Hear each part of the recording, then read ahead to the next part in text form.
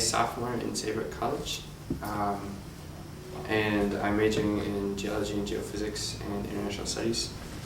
I'm a Sikh. Despite appearances, it's a very modern religion. I think when people see me and see that I have a beard and I wear a turban, they immediately equate it with something that's a little antiquated or backwards. And the thing is, Sikhism is very much a religion of universal love. So it's based on absolute equality, based on equality of gender, equality of races, equality of religions. And so it's just, it's very compatible with the world today. It's not something that I struggle over every night.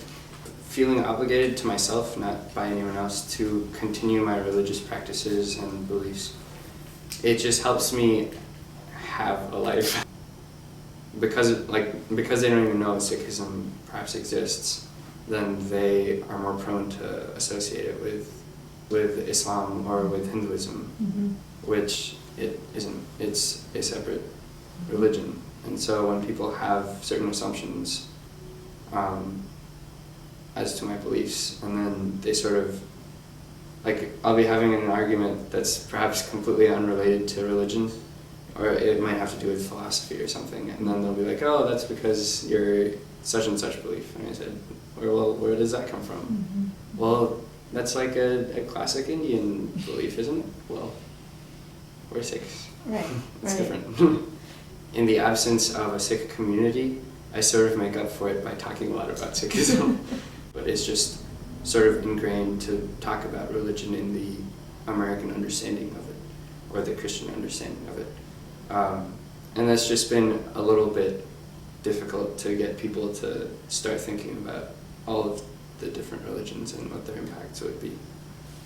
My fondest hope is that religion can be discussed openly. Not that it spreads or it's more accepted or anything, just that it's not a taboo subject. It sort of feels like that right now. One of the marks of friendship, I guess, for me is when I sort of had the Sikhism discussion. If I haven't had that discussion, even if it's not the case, it sometimes feels to me that as if they're intentionally ignoring that part of me. It might not be true, but that's just how I feel. So that's why I think religion is sort of a taboo subject.